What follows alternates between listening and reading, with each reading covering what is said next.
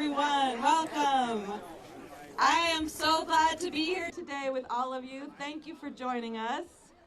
My name is Rachel Miller. I'm the president of the Providence City Council. And I represent Ward 13 in the West End, Federal Hill, and the Valley Arts neighborhoods. And I'm joined today by several of my colleagues. We've got President Pro Tem Pichardo, whose neighborhood we're in and who we will hear from shortly. Councilwoman Jill Davidson is here. Councilman Miguel Sanchez is here. I believe Councilman Royas is on his way. I'm here too. Councilwoman Anderwa is here. Yes. And I am so proud to announce that and unveil the rent stabilization ordinance that President Pichardo and I, along with many other councilors, will be introducing on Thursday night. This particular rent stabilization ordinance is about Providence. It's about keeping Providence affordable for the people who live here now. It's about giving renters the ounce of breathing room that we need while ensuring that property owners can achieve a fair rate of return. And it is past time. Year after year, Providence has topped housing lists for all of the wrong reasons. Least affordable for renters in the country. Largest increase in rent in the country. Fastest growing rent nationally, now 2 different years. Just last week, it was confirmed that Providence has the nation's fastest growing rent again. This time, even while nationally, median rents decreased. That's right. Rent in Providence has increased 40% since 2020. Have our incomes increased by 40% in the last 5 years? No, they have not. And if anyone's counting, it's been about 15% that they've increased. What that means is that Providence is not affordable for the people who live here. It means that far too often a rent increase, even with the 60 days notice mandated by state law, is an eviction notice by another name. It has to stop. So, will rent stabilization alone fix the housing crisis? Absolutely not. And we know that. There are 3 pillars that we have to work and have been working. We've got to build more, we've got to protect what we have, and we have to stabilize rent. City Council has dedicated $55 million to the Affordable Housing Trust Fund, and we've updated the rules to that fund to ensure that public investment is actually creating deeply affordable housing. We have advanced incentives for market development in the form of tax stabilization agreements. And I'm working with my colleagues to ensure that we have an incentive that's updated for the very high cost of converting commercial to residential. Just those measures alone have brought hundreds of apartments to the city, both market rate and deeply affordable. We've done all of that while advancing labor standards to ensure that the people who build the homes can actually afford to live in them. Council has funded the home loan program that offers no cost forgivable loans to homeowners for maintenance and repairs. We have unlocked city zoning to increase density at every level, remove single-family zones where it was outdated, support the development of accessory dwelling units, and we've tripled down on density increases along transportation corridors. Providence is doing everything right to move us forward and out of this housing crisis, except protect renters. It has to end now. Got to protect. So it is now my great pleasure to introduce the President Pro Tem of the Providence City Council, Juan Pichardo. Thank you. Thank you, and good afternoon, everyone. Thank you, Council President Rachel Miller and my colleagues for joining us, and all of you. Welcome to Ward 9. Yes. Today I stand here between Laura and Mitchell Street on Hamilton Street as a longtime resident, a homeowner, a father, a U.S. veteran who has called this city home for decades. My commitment to working family is nothing new. It is the work of my life. I'm pleased to join our president, Rachel Miller, with my colleagues presenting this ordinance. Here we are, once again, after 20 years.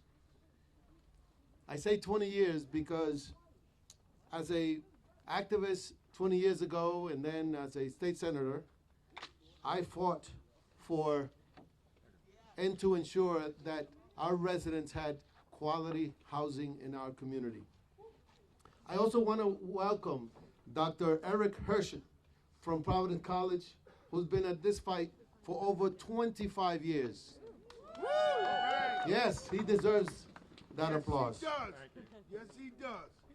On Hamilton and other neighborhoods, we also have other homeowners, and we have investment properties with landlords, whether they're here or they're out of town, as you can see all around. I work with organizations such as the Emo Foundation and other advocates, like organizations like Acorn, and there are many advocates that are still standing with us here. Right, Rochelle? That's right. Right.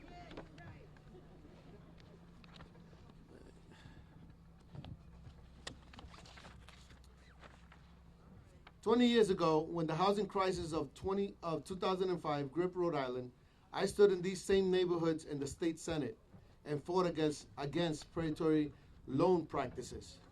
I was proud to lead that charge in passing the 10th national piece of legislation that protected homeowners from these predatory mortgage lending. We stopped the big banks from gambling with our neighbors' lives then, and today we're here to stop the corporate interest from price gouging our renters now.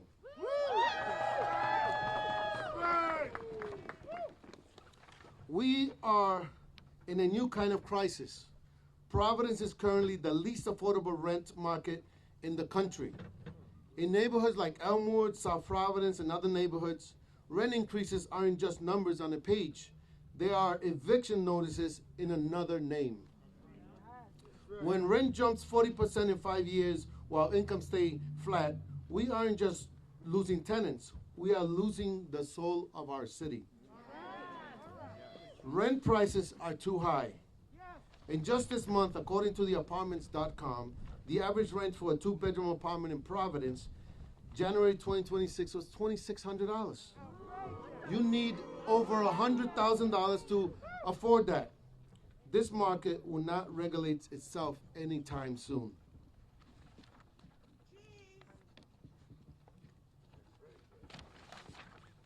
Since March 2020, Providence has experienced more than 2,400 evictions between 2023 and 2024. Rhode Island experienced a 35% rise in homelessness, the second highest in the country. If we don't act now, we will be leaving more people out in the cold. Providence families are in crisis. Children are in crisis. There are over 200 kids that are homeless in the city of Providence. Navigating a full-blown rent emergency can't wait. We need an immediate stopgap to provide stability to families on the edge. That's where the rent stabilizations come in. The rent stabilization ordinance we are proposing is a balanced, common sense tool. It is a radical it's not a radical shift. It's a stabilizer. It provides a 4% annual cap so families can plan their budgets. It exempts new construction for 15 years to keep our builders building. Most importantly, it protects our local mom and pop owners, what I call the Providence Dreamers, the 1+1 exemption. As a former realtor and as a homeowner myself, I know the local home ownership is the key to generational wealth. That is why this ordinance includes a critical additional property exemption. If you are a resident who lives in the home and owns one additional property in your name, you are exempt.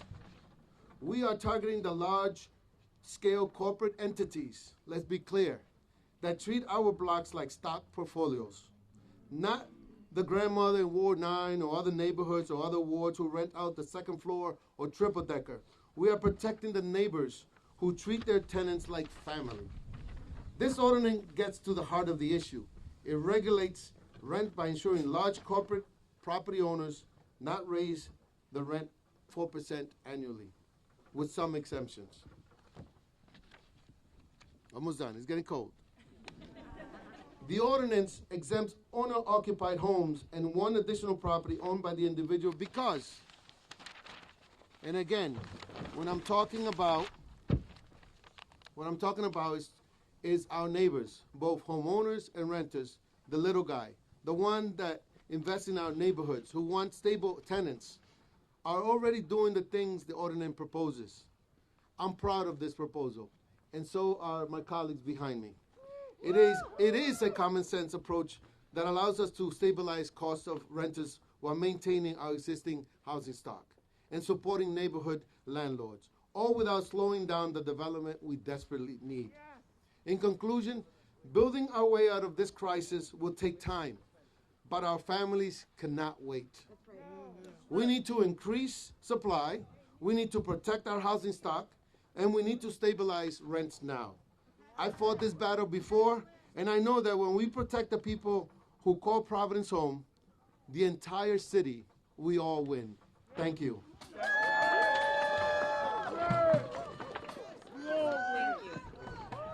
Thank you so much, Councilor Pichardo. So listen, in the coming weeks, and really it's already been going for months, a narrative of fear will be unleashed on our city. We will hear a long list of the sky is falling worst case scenarios. But the reality is this ordinance will make Providence stronger, not weaker. It will be a Providence for everyone is a stronger and better city that does good by property owners and renters alike. The ordinance provides a straightforward process for landlords and property owners covered to get what they need to make improvements or upgrade. It accounts for large tax increases without any paperwork or needing to appear before a board. The ordinance focuses on a compassionate, human approach to meet a variety of needs that property owners might have. There's no annual reporting. If you own a reasonably well-maintained property, you will rarely, if ever, need to go before the newly created rent board for an exemption beyond the 4%. The ordinance exempts a number of categories, as Councilor Pichardo spoke to, including 15 years new construction. And I'm really looking forward to digging into this proposal in the coming months with public hearings and public conversations with renters and landlords to educate folks on what's in the ordinance and hear what's missing. I will always work with people who are coming to us in good faith to make our laws the best they can be. But there are big, wealthy, private interests who will fight Providence's rent stabilization ordinance tooth and nail. Look out for them. They are the ones who are keeping Providence families on the brink of destruction. They are the ones profiting from a runaway market. They are the ones sitting idly by while our residents are left out in the cold. We know we need to build more. I've shared already some of the steps we've taken. The evidence is clear out there in the world. Rent stabilization does not decrease housing production. Long-term studies and recent cases show many other factors come into play. For example, our friends to the north in Portland, Maine, where they enacted the strongest rent stabilization in the country at the time in 2020, went into effect in 2021. There were more units approved for development in 2021 than in 2020. Providence has the fourth hottest housing market in the country. No shade on Portland. Our housing market is hotter than Portland, Maine. The City Council is leading the way to move the needle on the housing crisis in every other measure. It is time for Providence to protect renters and their families. It is time to stabilize rent. It is my great pleasure to introduce a friend of mine, neighborhood landlord, Gabe Long, to talk about his perspective as a homeowner.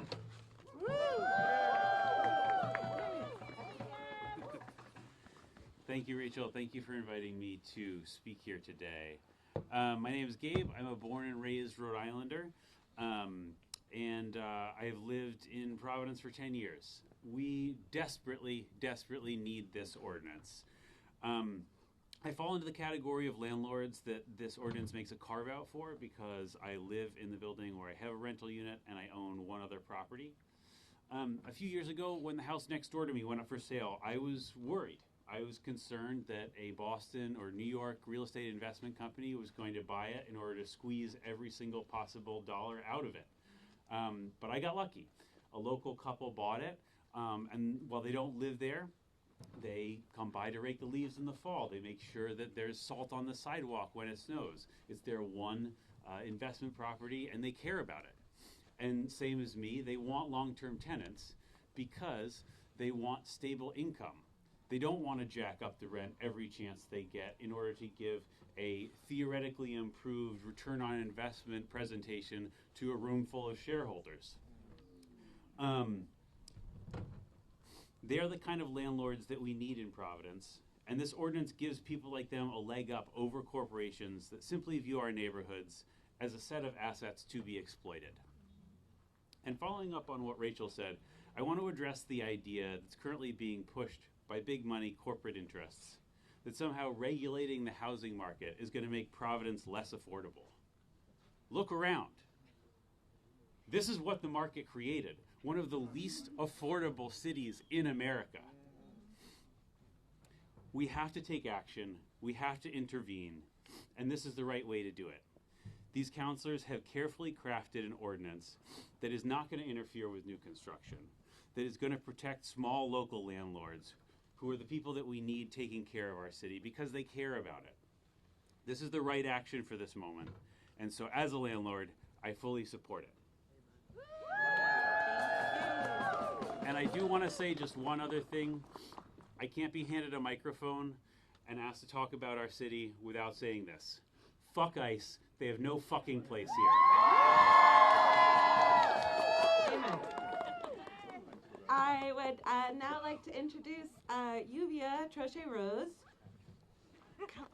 Welcome, come on over. Yuvia's going to speak in Spanish first. Yuvia will speak in Spanish and then summarize in English. Welcome, thank you. Nice to meet you. Nice to meet you. Hello. Hola, gracias por El tiempo. Como muchos de ustedes, mi familia y yo nos hemos visto afectados por los aumentos en el precio de la renta aquí en Providence. Alrededor de la ciudad oigo la misma historia reflejada día a día. Personas que han vivido en la ciudad por años y que ahora se ven en riesgo de tener que irse porque no pueden encontrar un lugar que puedan pagar. En mi propia familia, muchos miembros se han tenido que mudar a otros estados porque no pueden seguir pagando los costos tan altos. Mi hogar tiene la suerte de tener 2 fuentes de ingreso. Aún así, todos los meses nos preguntamos si podemos pagar por nuestra vivienda el próximo mes. Y no hay mucha diferencia en tratar de mudarse, ya que los precios son iguales en todos lados.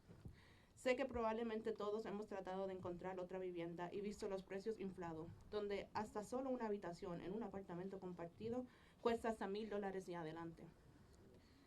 La peor parte es que sin importar cuánto sube la renta, nunca es suficiente para algunos propietarios.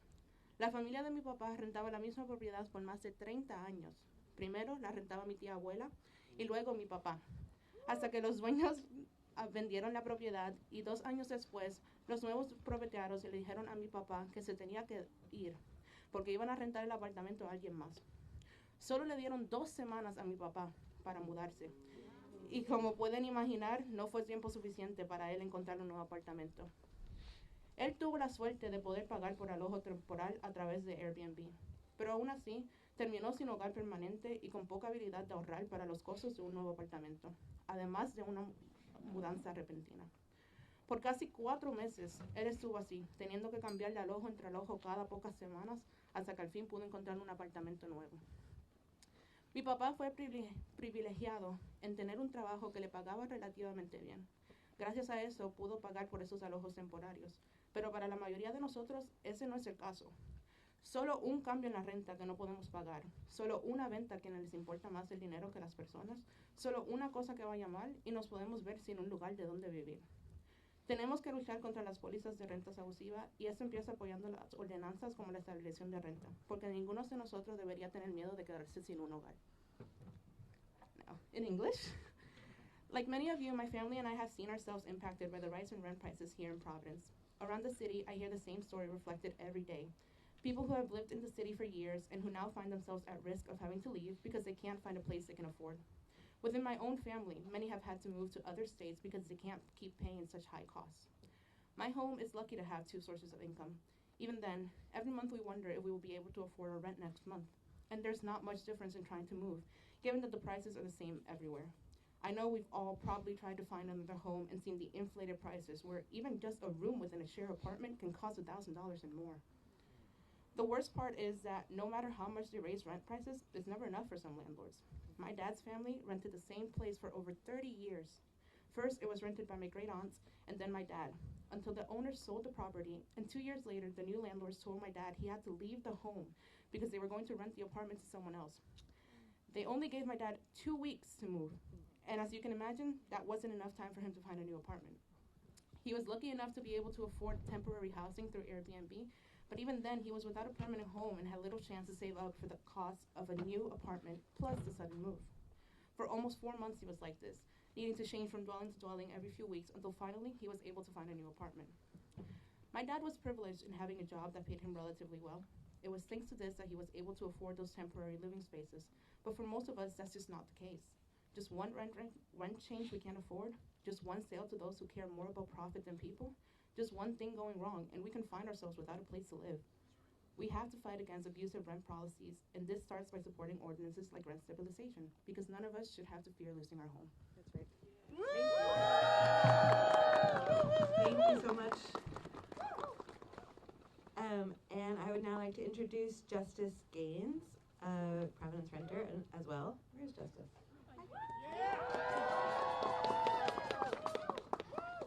My name is Justice Gaines. I'm a tenant in Ward 11, Southside, and I work with Sister Fire. At Sister Fire, we organize women and non-binary people of color in Rhode Island for a political, social, and economic transformation to advance a vision of care, dignity, and stability for all of our families and neighbors.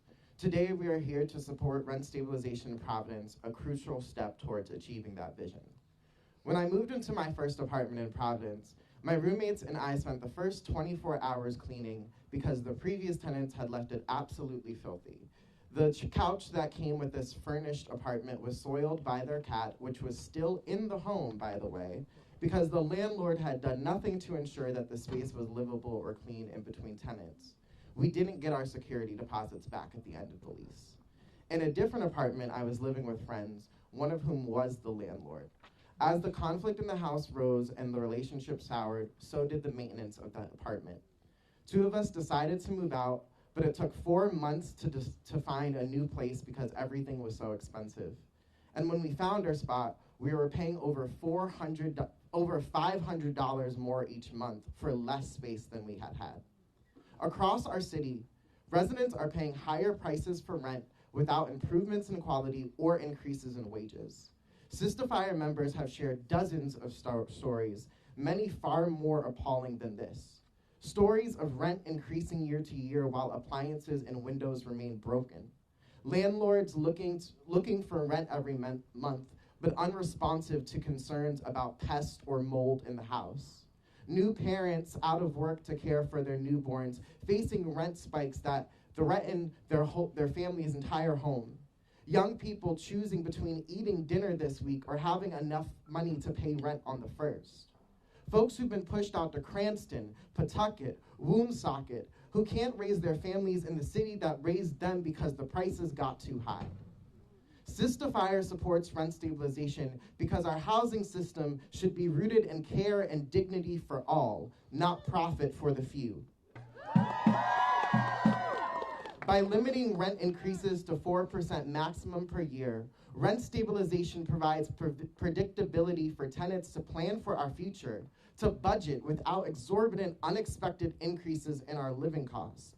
This rent stabilization ordinance gives tenants protections to name concerns and problems to our landlords without fear they will shut off services or threaten eviction.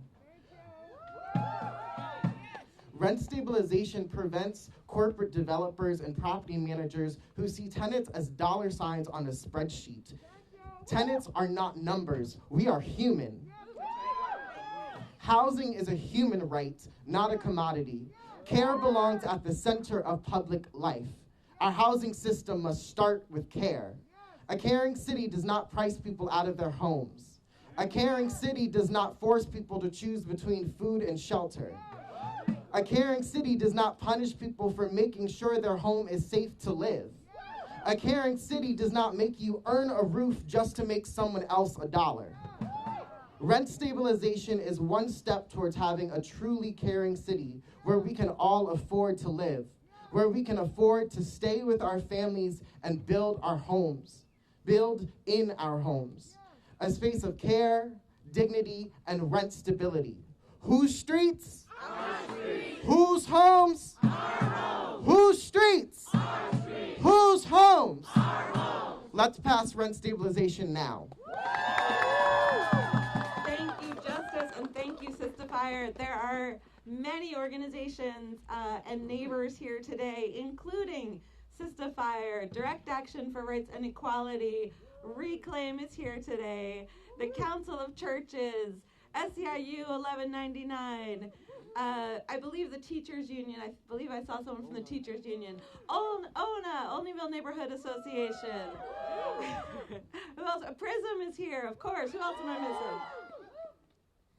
Okay, so, and now it is my great pleasure to introduce Dr. Eric Hirsch, who is a professor at Providence College and a longtime advocate for the unhoused and renters and homeowners everywhere. Thank you, Eric. Thanks, everyone. I appreciate being among such a distinguished group of speakers. And this has been a long time coming, and I've been following it pretty closely. So I really appreciate what the Providence City Council is doing. I want to go back to Ronald Reagan in the 1980s. Before that, there was actually a middle class in this country. But Ronald Reagan came in and said, well, what we ought to do is cut taxes on the wealthy, because all that will trickle down to everyone else. Of course, it never did. He busted the Air Traffic Controllers Union. We've had a dramatic decline in the number of people in. Doing it too, yeah. I can just. Hey. I can do that. Shut it down. Oh, it sounds like it works. Yeah. It went on. Yeah. Yeah. So he busted that union, and we've had a dramatic decline in the number of people in unions. That's partly why the middle class has died on us.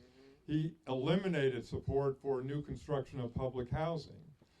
The result of all this was an unbelievable increase in economic inequality, which has continued ever since.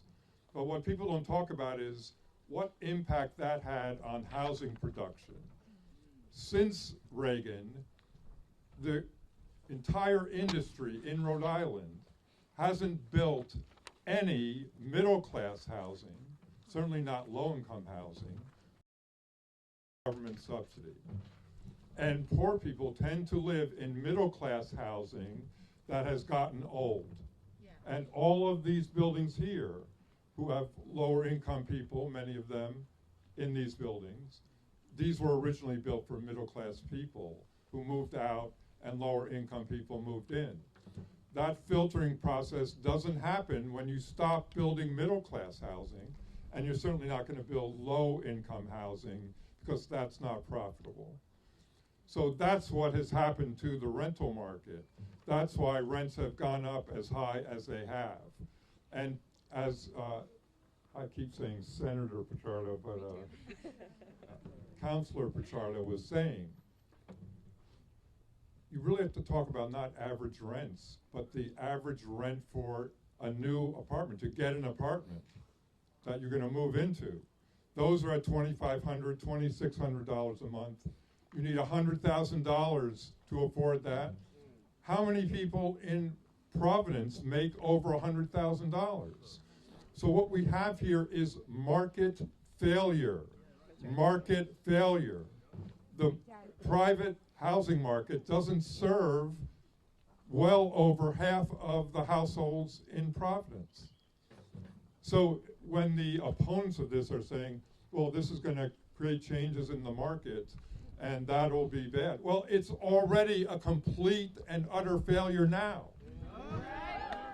So we need a way to prevent evictions. There were thousands and thousands of evictions, over 6,000. It was 6,300 last year, almost all of them for non-payment of rent. So we absolutely need regulation. And I'd like to see a lot of these developers and landlords, thank you for the one we had here, start supporting this.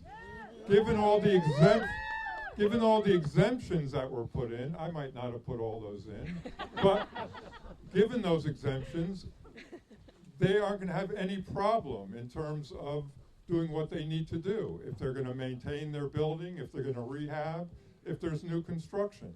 So why aren't they supporting this? They just want the highest possible profits and the highest possible rents, and they could care less if people get evicted and wind up homeless. We've actually had a doubling of homelessness between 2019 and today. And we've had hundreds of people outside in weather like this for the first time, to the point where tonight we are opening 3 churches to make sure people don't freeze to death. So this is life-threatening, having rents this high. That's why people are homeless. Our shelters are completely bottled up. People can't leave shelter because they can't afford an apartment. You know, if you get a Section 8 or housing choice voucher, no landlord will take it because they'd rather be in this high-profit private market. So this is the minimum that we need. What we need going forward is more public intervention, as the City Council is doing. The state needs to do the same thing. Hopefully, when we get rid of the current president, the federal government will do that too. So let's make this happen. Thank you so much, Dr. Hirsch. I also see Senator Mack here. I keep turning it off on myself. I don't know Well, I see Senator Mack here and Representative Cruz and Representative Morales, and I don't know if I'm missing anyone else. Representative Sanchez. Okay, great. And then lastly, and before, and I'll happily take questions, and I know Councilwoman Pitardo will as well when we close out, but I'd like to bring forward Jeremy Langell, sorry about that, the Executive Director of the Council of Churches. Thank you for joining us. Thank you. Friends, power concedes no ground without a challenge. Power concedes no ground without a challenge. It's interesting that we're gathered here today, the day after MLK, when we celebrate the Reverend Dr. Martin Luther King Jr. And I have observed in many years of this, of recognizing and observing that day, how sanitized his vision has become. Yep. Isn't it interesting that his last sermon was about economic justice? Yep. His last sermon was about poverty. Dr. King paid a price for that sermon. Dr. King paid a price for that vision. And to some degree, we kind of dropped the ball. Eric already stole myself about Ronald Reagan. Friends, it's time for us to not only get this passed, but to recognize that we are going to be in this for a long time. Because what we are doing is dismantling a system of oppression. And that's going to take our collective effort and our collective work. So since it's cold, I'm going to offer us a blessing. Is that okay? Please. All right. As we do this work ahead. May the divine bless you with discomforts at easy answers, half-truths, and superficial relationships. May the divine bless you with anger at injustice, oppression, and exploitation of people, so that you may work for justice, freedom, and peace. May God bless you with tears, to shed for those who suffer pain, rejection, hunger, and war, so that you may reach out your hand to comfort them and to turn their pain to joy. And may God bless you with enough foolishness to believe that you can and must make a difference in the world, so that you can do what others claim cannot be done, to bring justice, kindness, and compassion to all. Amen. Thank you so much. Happy to take questions about the ordinance. Go ahead. Council President, will the city place any sort of moratorium on property tax increases? Will they put a moratorium on the sort of giveaways, the Bluff Chasers, Joe Paolinos, and the Superman bill? So 2 things. One, there's a really clear way as part of this ordinance that if tax increases above 5%, there's a way for landlords to recoup that. It's direct. It's based on the actual dollar amount of increase, and you don't have to go for an exception. If it's over 4%, you've got a path there. On the second part, I think that we have to incentivize some level of development, some level of private development. We've continued to promote tax stabilization ordinances. We've done it with really strong protections so that Providence residents can gain in employment and good actual job, like actually good jobs to do that. And I know that my colleagues are interested in putting more in affordability on those incentives, but I think they're part of the deal. Just a quick follow-up. Sure. The Superman building, the Paolino buildings, including the hotel downtown. There's a history in Rhode Island of wealthy landlords getting tax stabilization agreements to build expensive buildings. Effectively, we're subsidizing gentrification. Is it time to end that, and is it time to bring the Superman building, which still sits fallow after how many years, take that to an end and actually sell it to someone who will just develop it without taxpayer risk? Absolutely, and there's a time to bring incentives into the line of affordability and worker standards. Absolutely. Who else? Other questions? Go ahead. Are you anticipating a veto from Mayor Brett Smiley, and if so, what's the response from the council to that? I'm sorry, I missed the beginning. Are you anticipating a veto from Mayor Smiley, and if so, what are you guys going to do after that? So, like I said, I think this is a very strong proposal. It's taking other policies that have happened around the country, it's putting them into a Providence focus. I haven't yet talked to the mayor about this particular proposal. I'm looking forward to that conversation, and I am forever optimistic and open to a positive discussion. And we'll continue talking to our colleagues, and if we have to, we'll move forward on a veto as well. Other questions? Go ahead. So what does the process look like? Like, when can we expect public hearings to begin? That's a great question. We are introducing this Thursday evening. It will be in the Hope Committee, which is chaired by Pro Tem Pichardo. We'll schedule hearings and public conversations. I know I will also be out in the neighborhoods having community conversations. I'm sure my colleagues will as well. Anything else? How many councilors are sponsoring it or supporting it? We'll have the full list this afternoon. Anything else? All right, let's get in from the cold. Thank you all so much for coming today. Lots of work ahead of us.